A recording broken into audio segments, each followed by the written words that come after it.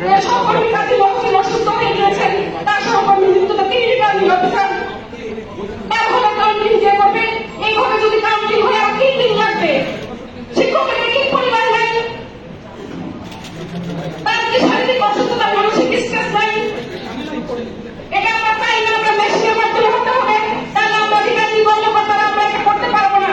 আমাদের পরিবার তাহলে আপনাদের যদি এত দক্ষ উত্তরণ ঘটে, তাহলে আপনারা যদি মেনে সিদ্ধান্ত নিয়ে রাতের বেলা আমাদেরকে সেই সিদ্ধান্ত ফেরত রাখেন। এর 21টা হলে কাউন্টিং হলো না, 21টা হলে যদি একটা বোর্ডেও হতো, তাহলে 21টা বোর্ড একসাথে কাউন্টিং শুরু হতো না, তখন রাত 10টায় ভোটের ফলাফল জানতে পারতাম।